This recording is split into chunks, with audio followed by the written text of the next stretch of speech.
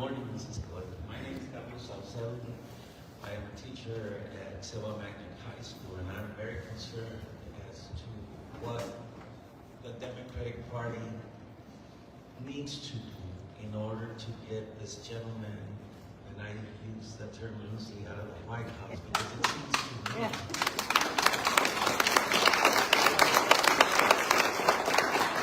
because it seems to me to me that everything that the Democratic Party has tried to do up to this point, including this morning, has failed.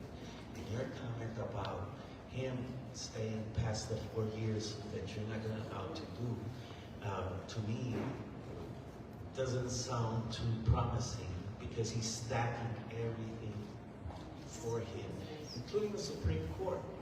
So my question is, who is our Democratic leader that we are going to go ahead and put up an account to fight and run against this person so we can defeat him in the elections, if we ever have elections? And believe me, I feel the same anxiety that you feel, and the same frustration, rage, despondence, all of that. Let me tell you first, as someone who was a part of the first impeachment, I helped impeach him. I served on the House Judiciary Committee, and we went through impeachment number 1. Impeachment number 2 didn't go through my committee, but I obviously voted in favor of impeachment. When it got to the House, we couldn't get the number of Republicans needed to ensure that he was convicted. Had that happened, he could have never served another term again. And Mitch McConnell led the way in saying this is an issue for the criminal courts, it's not an issue for the Senate, which is a lie. It was an issue for us to take up. We are in the minority. The American voter turned over the keys to the House to Republicans, turned over the keys to the Senate to Republicans, turned over the White House to Republicans. In our community, he got 20% more votes than he did last time. So we have an issue here as well, in my view. I can't talk too much about politics because this is an official, or elections rather, this is an official event. But I will tell you, when you ask who is our leader, this is going to sound hokey, but the leaders are in this room.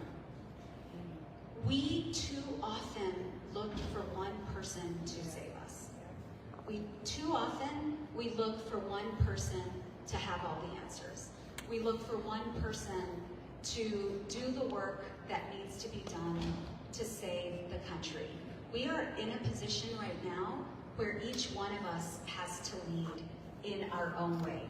Talking to friends and neighbors, making sure we are accessing accurate information and not part of the problem of sharing misinformation or disinformation, making sure that you are influencing the people around you.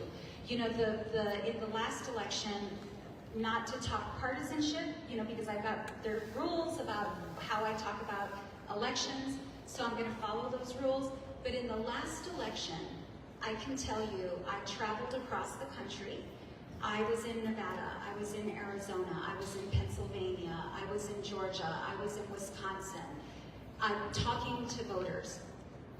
I would say 90% of those voters I talk to do not read the newspaper to get their news from social media, from TikTok, from Instagram, from YouTube, from Facebook, and are influenced by others.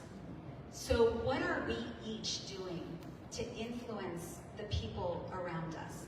What are we each doing to share information with the people around us?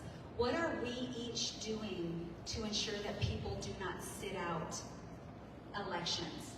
The turnout in El Paso in November was abysmal. And as someone who knocks on doors and goes into neighborhoods, into the, in the hot sun, in the cold weather, in the rain, there's not very many people who do that. And so I am all in on finding a great leader. I want an inspirational great leader. But I also know the burden and the responsibility of saving our democracy falls certainly on me. And I will be tireless and have been tireless in that effort, but it also falls on the shoulders of each and every one of us. Thank you, sir.